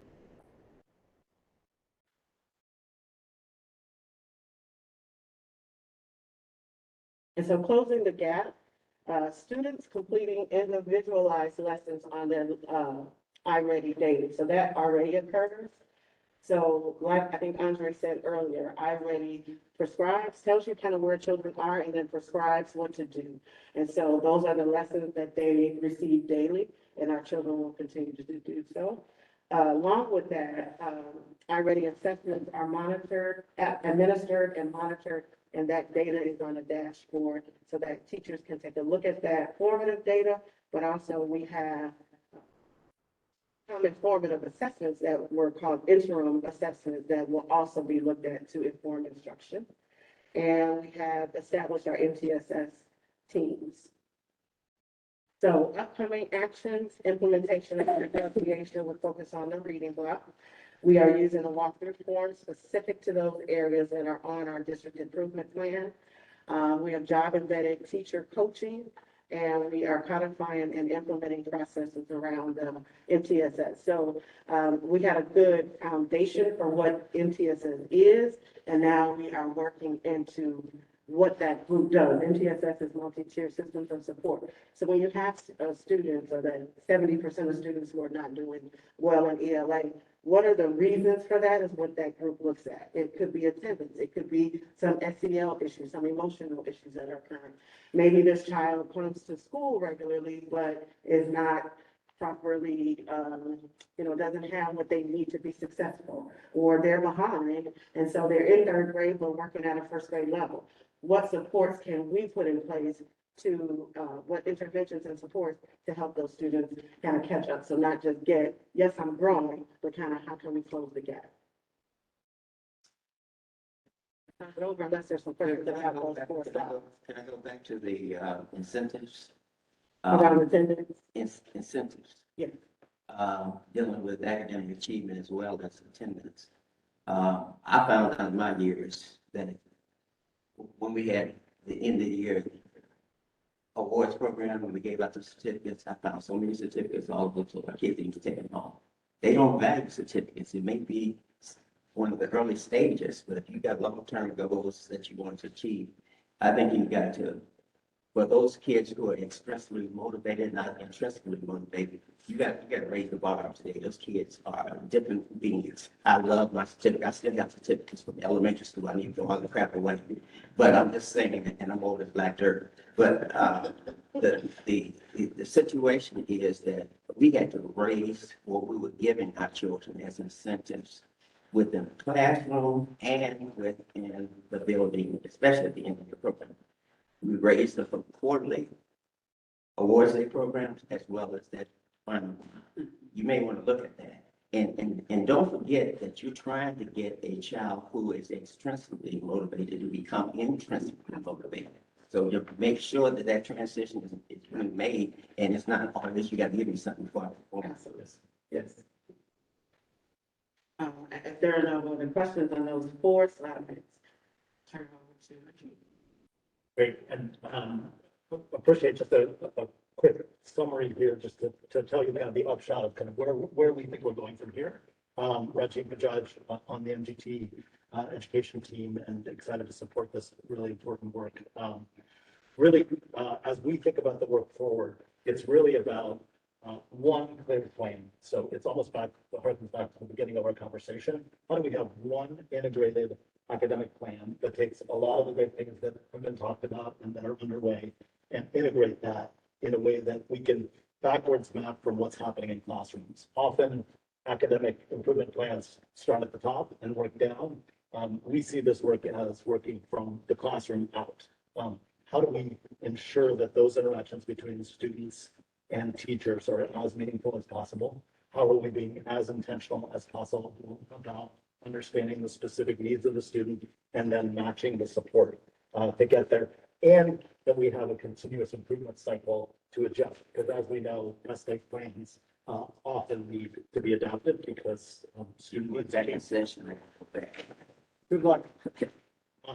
So just to give you the quick headlines here, integrated academic plan with clear expectations and a curriculum map, as we talked about, aligned to the interim assessments, and the set of supports, the professional development, the coaching, all the related connections to curriculum, and then a set of benchmarks. And again, benchmarks on two levels. This idea of we've got to close the gap, as we talked about, and there's an overall proficiency bar that, you know, these are not percentages to us, these are students.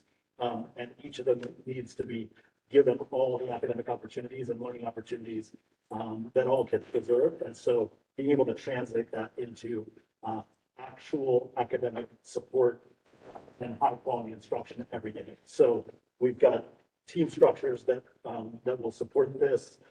We've got a clear view of what that looks like in the first quarter of the year, how that aligns to the assessment work that's going on, and how we're working as a team collectively. We've put a lot about the resources that are being brought to bear.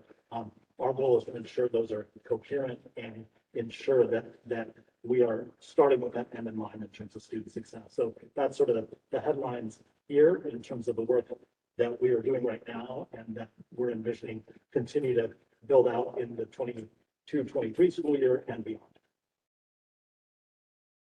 Welcome, thoughts, questions? Questions? I'll just share a thought. When you find a solution to everybody, sure, the world would like to know the answer. But I heard that we learn to read.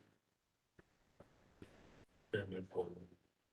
And we normally learn to read between the ages of 4 and 6.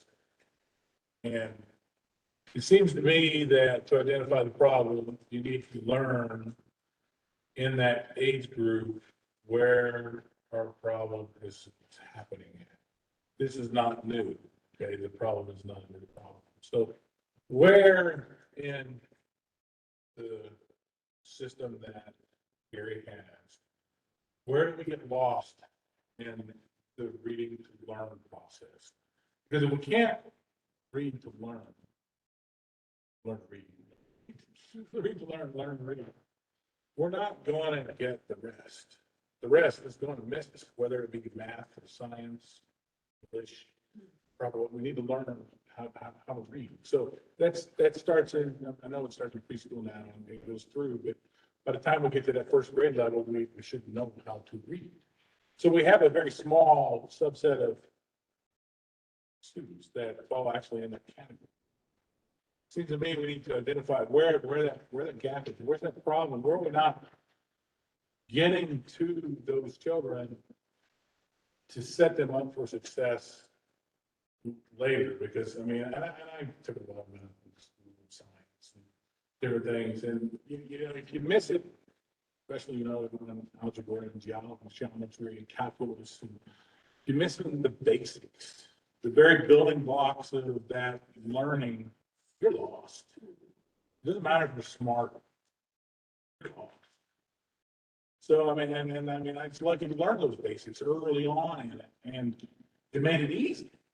So it's like, how are we at that point in time? And I don't expect the answer to it. So I think it's a small subset. So let's look at the small subset of kids.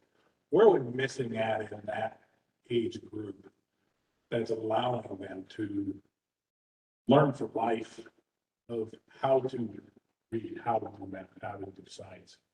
I think it's where it's missing. And we can apply all this stuff at the other levels and it's all gonna be great, but I think we're working backwards with them to try to catch back up. And that's extremely hard if if you miss those, to try to catch back up on, what those different, algebraic equations are. Now, you have to understand that building block. And so, I mean, that's just not coming in. One, make sure that we're looking at where that core problem is, probably in that 4 to 6 year range. that strong foundations piece. And we see that by third grade and as an expert in this space. Yeah, which is, I learned begins in third, but it looks at K-2 really. I mean, there's some third grade content, of course, but it is indicative of what is occurring at the earlier grade levels. So, I mean, that's where I would like to, let's find out, where's that, where are we not getting to those children at in that age group? And I'm not saying, you know, we continue what we're doing to try to make that catch up for everybody else. But if we can change that foundation, I think we'll be leaps ahead. Because there has to be an answer. And I'm sure that, and I know Dr. Smith is not here, but, you know, I'm sure that every place we live, whether it be, I grew up in southern Indiana to where Gary is in northern Indiana is, there's something different that teaches southern Indiana people how to learn and northern Indiana people how to learn. It may not all be the same, but something in there will say, I'm getting this message across to those 4, 5, and 6-year-olds. And then learning was basically building, identifying that would be the key to helping move these numbers from before the pandemic to now. Thank you very much for the robust presentation today and robust discussion. Very informative and appreciate. With that, we are going to move to the next item on the agenda. I have to leave, and so I'm going to turn the gavel to Mr. Jones. So thank you all, and we'll continue. Thank you.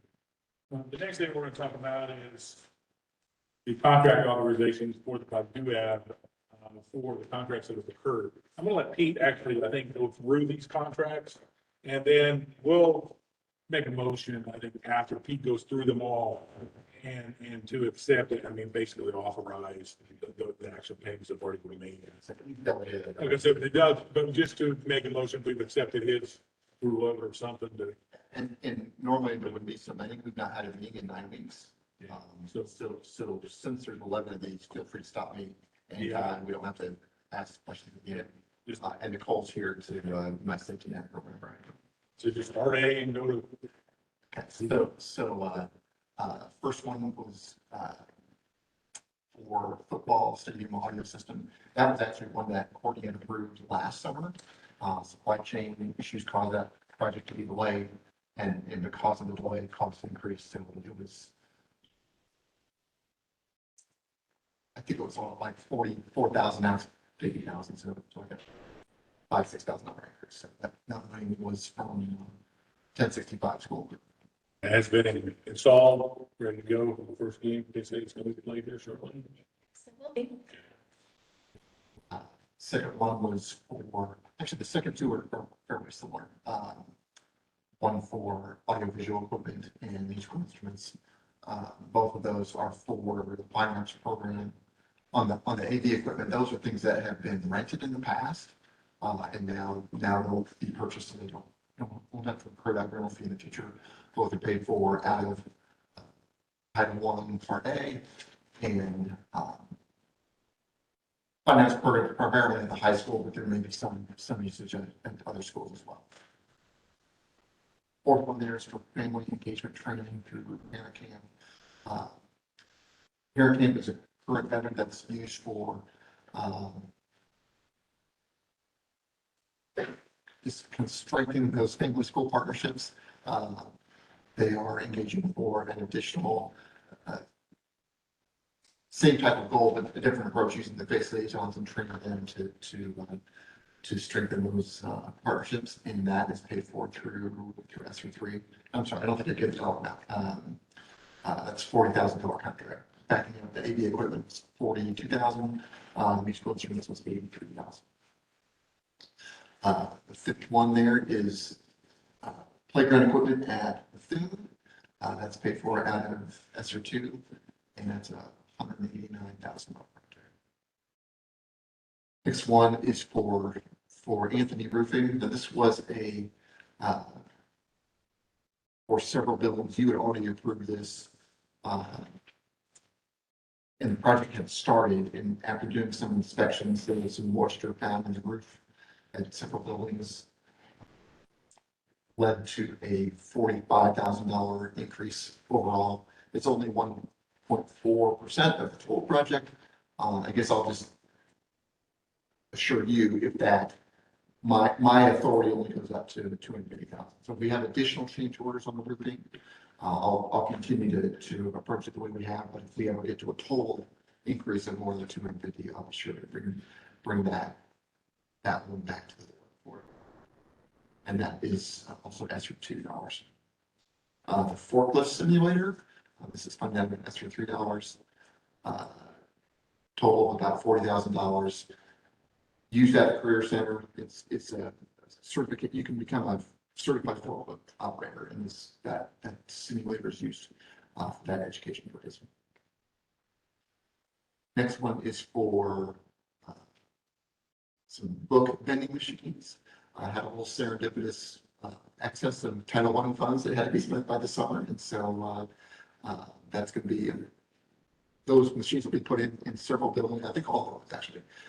And I think the idea is that you can get some tokens for good behavior and purchase some books with whatever you earn there. So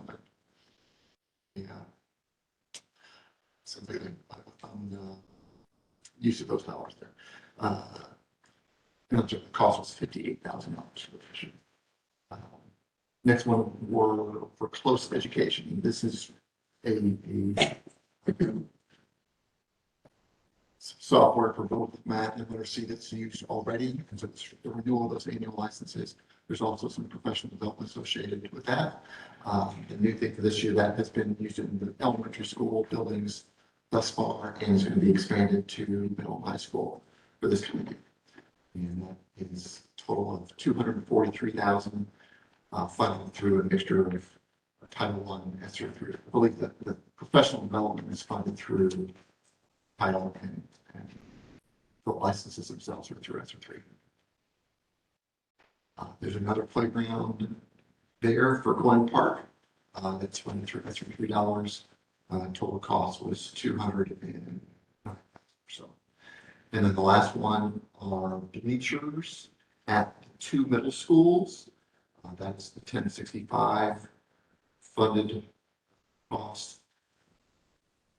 Both buildings, it was $245,000. My understanding is that the existing bleachers there are old and outdated. In fact, at one of those middle schools, half of them are inoperable.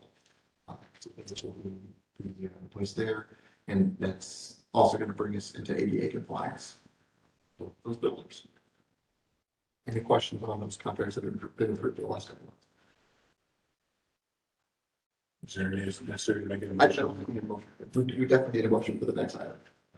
I just want to make one little comment on the Sweetwater. That company is very successful. The owner has I think a huge foundation. That might be an avenue to contact in terms of helping Gary, and if you need it, they're just a good community partner, and I think developing a relationship with them would be very beneficial if you go to the high schools where you need more work like this done. So it's a great avenue. Anybody else have any comments? Next item on the agenda is consideration of the Community School Corporation contractual obligations, specifically the Knickerbocker roofing, building, grounds, and maintenance and building contract. Would you like to go through? Yep, I'll take that. So the item on this agenda for your consideration is the repair of one of our last roofs for our maintenance building, and inclusive of that, also the windows. We have some windows in the upper ceiling of the building that are causing some leaking as well. And so it's a kind of a one-time deal. If we have to replace the windows later, we would have to disturb the roof. So this bid includes the repairing of the leaking windows as well as the roofing. The total contract that was for the bid for Knickerbocker roofing is not to exceed of $2,769,500. We did receive another bid from Corellis, which was higher. They currently have lots of roofing work for us as well that they're working on. So Knickerbocker would be a first company that we've used outside of that. But See your volume again, I'm sorry. And not to exceed $8,769,500. Maybe some of this, some of that's for the roof and some of those for. Correct. Can you explain that one part? Sure, so the actual roofing was a little over 2.3 million, and then it had a subcategory included in the RFP for the window replacement as well, and that was 455,000. Do you expect to spend all that 450, that 400,000? Or is that an amount that they anticipate that they might need because of, they haven't gotten into the project yet? And they're not sure of all the Fair statement. Yes. Just, did this issue come up before with Knickerbocker that we held it again for this meeting tonight? No? Probably different, a different roofing. Oh, okay, okay.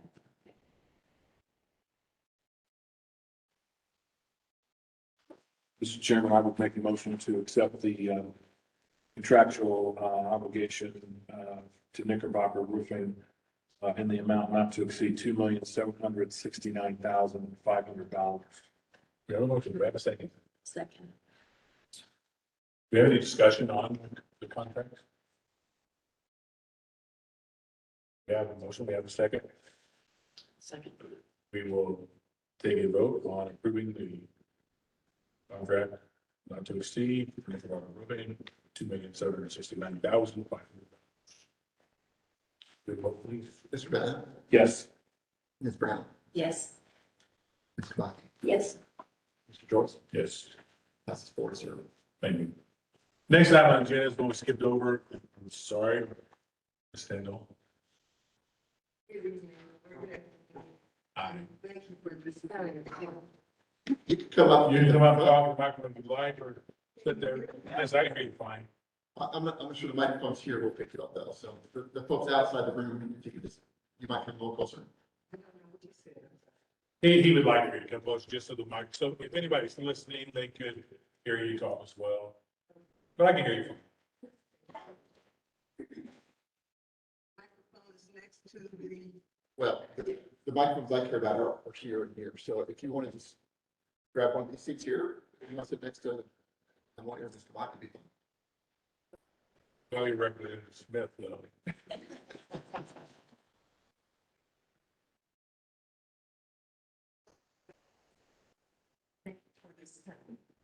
Sorry.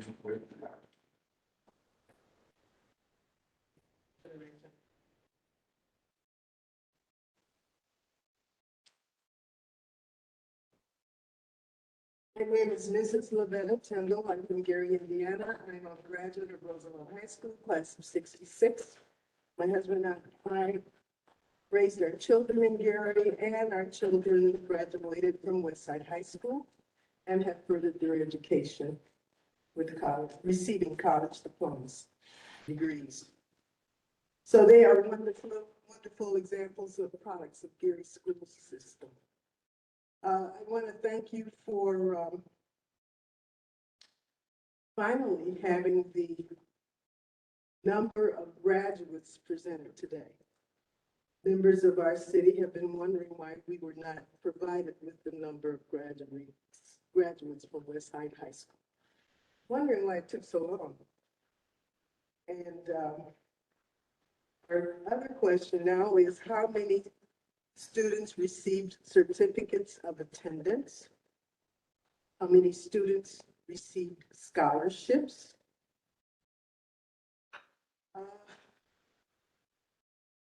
Where is the contact information that I requested in April from Mrs. McNulty? Asked her for contact information on the referendum ambassadors. And as of May 28th, when I spoke to the attorney, school attorney, I still have not received the information.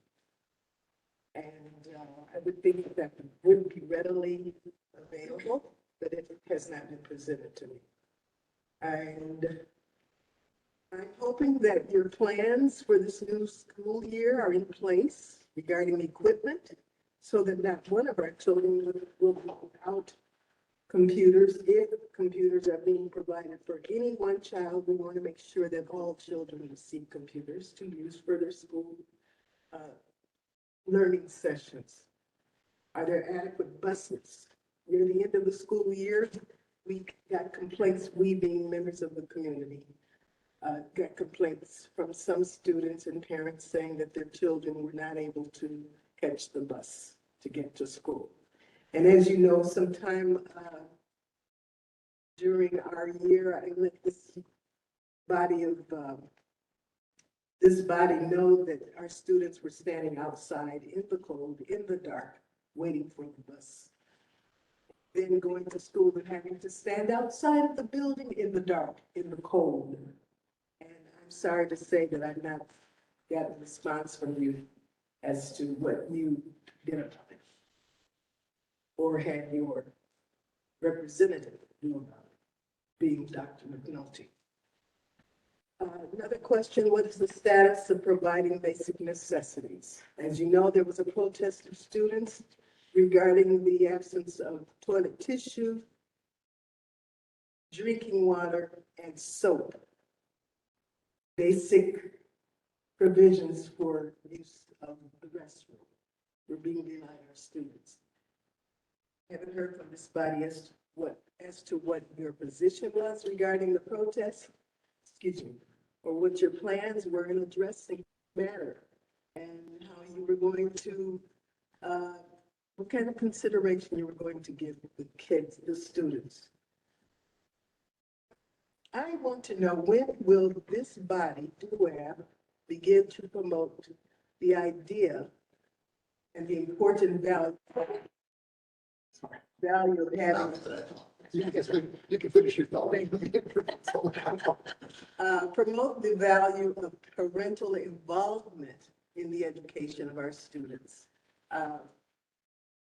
During one of the meetings that I listened to of the State Board of Education, the department Secretary Jenner mentioned the importance of parental involvement in the education of students. And that is not carried over in the system of the Gary school system that is managed by this body. And that's an insult and an indictment against this body to think that one segment of the education body of the state knows the value of and respects the value of parental involvement in the education of students, but this body doesn't seem to. Thank you so much.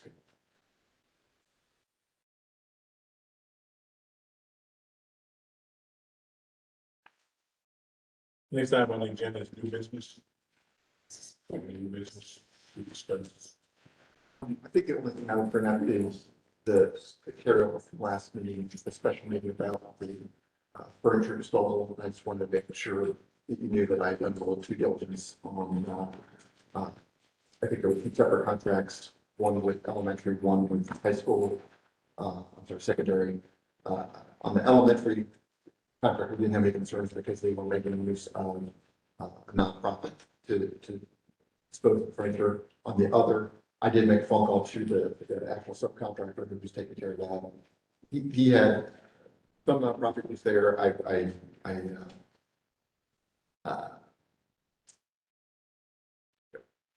just kind of encourage him more. And so he's going to also use the same nonprofit that's being used on the elementary school for that as well. And then I just kind of came out straight and asked the question about, well, what's the scrap value of this stuff? And so I couldn't give you a number. And I said, well, would it be 10,000, would it be 100,000? He said, oh, it'd be like 3,000 or 4,000. I said, oh, well, that's a very different picture than what we were dealing with last meeting. So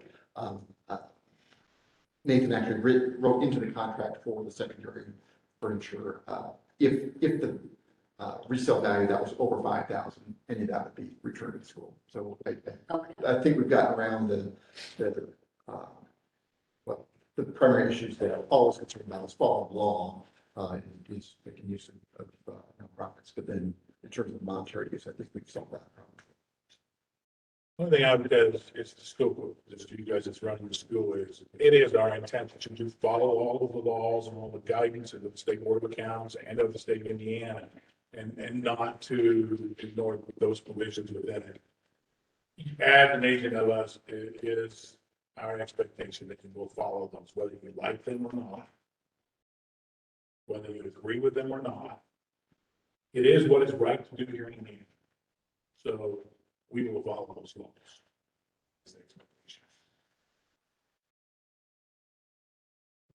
With that, we're adjourned. Thank you very much. Thanks.